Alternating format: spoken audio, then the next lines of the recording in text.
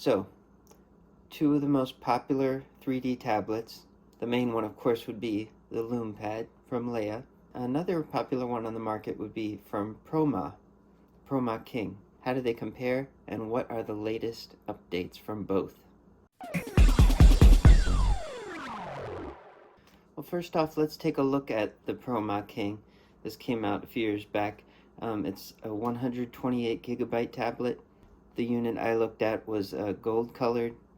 It has a lot of accessories in there, even wipes, and interestingly, documentation, which nowadays is something you don't get much of.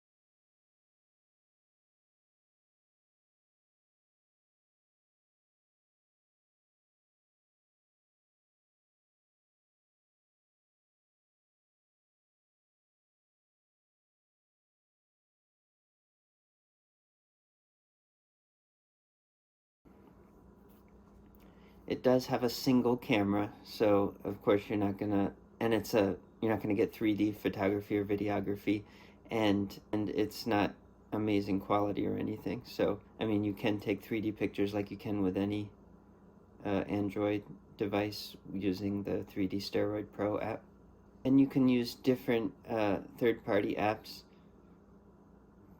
to view your MPO files on the glasses-free 3D screen.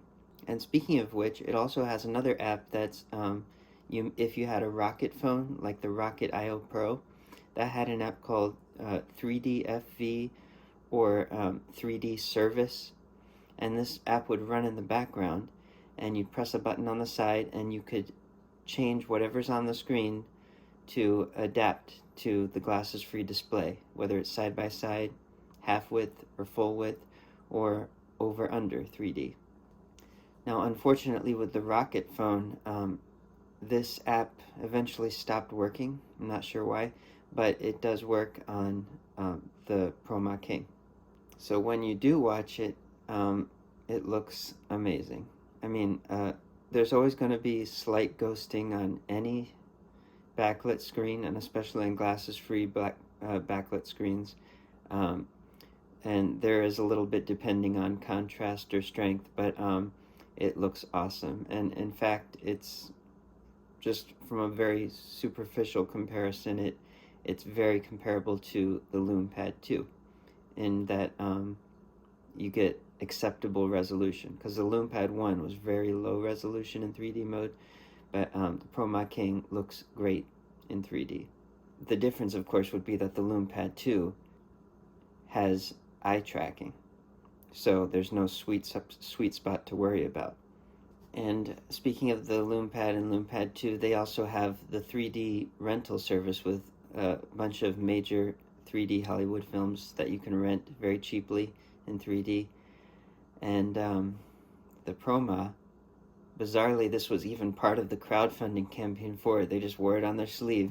That they didn't say it outright, but it's obvious to anybody with sense that these are all pirated movies. It has this app where you can stream from China, apparently, um, uh, major 3D films. However, the quality of these videos is low. There's buffering, and it's highly compressed, so it doesn't even look as good as it could on this screen. So definitely not worth it for that, and also questionable from the piracy perspective. But if you have higher quality side-by-side files, full width or half width, you can watch them on this tablet. The Lume Pad 2 is really the optimum device currently. It has you've got the whole 3D ecosystem, 3D apps, official Studio 3D support, a 3D still and video camera, which is a big deal to factor into the price of what you're getting. And starting with the Lume Pad 2, the eye tracking so that you get a seamless high-resolution 3D experience. And notice I said starting with the Lume Pad 2. As some know, Lume Pad 2 was marketed overseas as sold as the Nubia Pad through ZTE. There's a new tablet coming out, and it's going to be called the Nubia Pad 2. So that kind of throws the numbering off a little bit, because if potentially they do one branded through Leia, that would be the Lume Pad 3, you would think. But I don't know if that's going to happen. That's still up in the air. Still don't know much about it. It's called the Nubia Pad 3D2. And again, it's the world's first 5G plus AI 3D tablet. It's funny how every 3D product that comes out is always the world's first, right? So if you add one nuance to it, you perpetually have the first.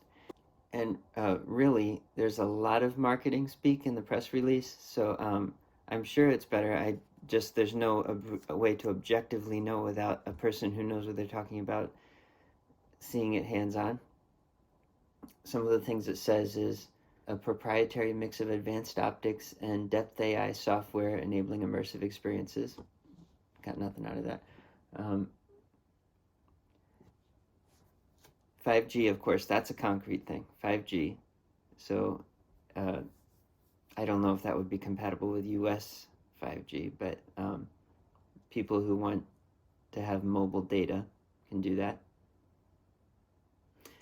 Another concrete thing is that it says 80% increase in 3D resolution. So that'll be nice. The Lume Pad 2 is already very clear. And although it technically wasn't quite HD, it looked pretty much HD on that size of a screen.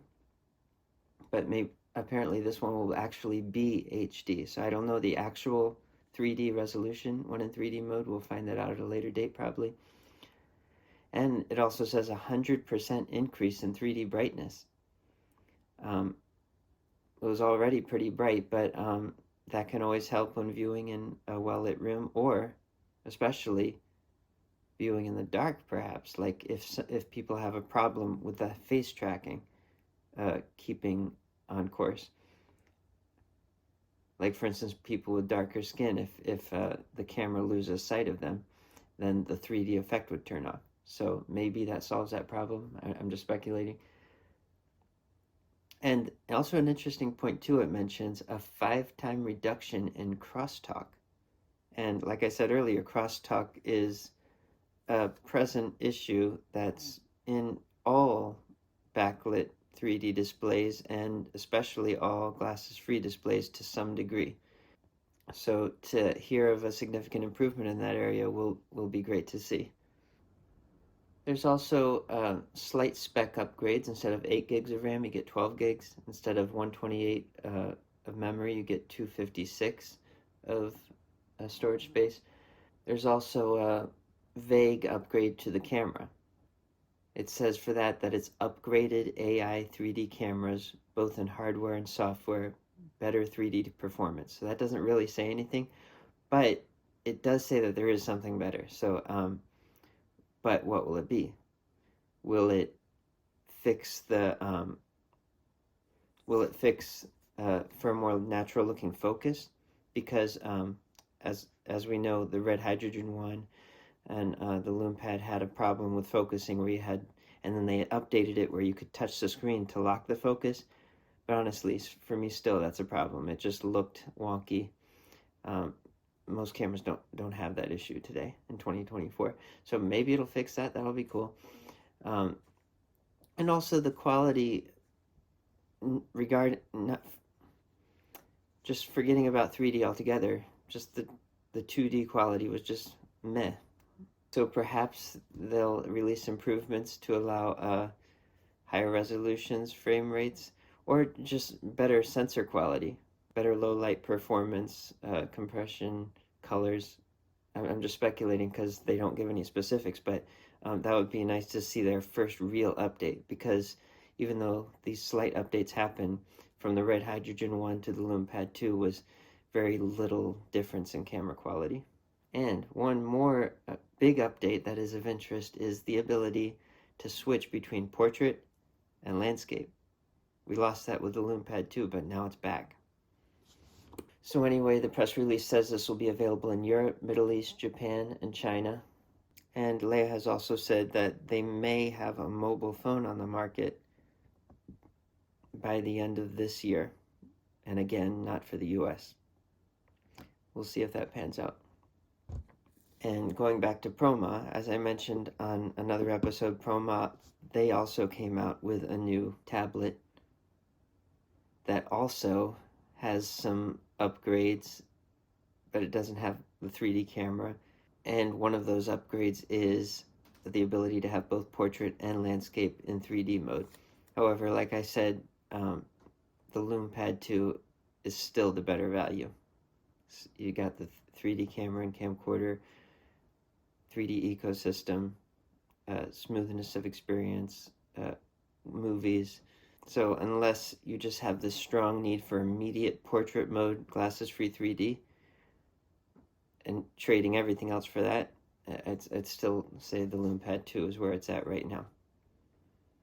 Until this Nubia Pad 3D 2, if it becomes available in the US, or if you live elsewhere, when that becomes available. And as for ProMa's potential glasses-free 3D phones, which, by the way, have 3D cameras in these prototypes, as we've mentioned before, that's so far dead in the water.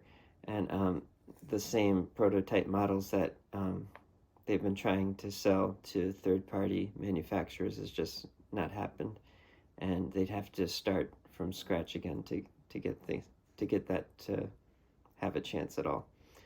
So anyway, that's where things stand right now. See you next time.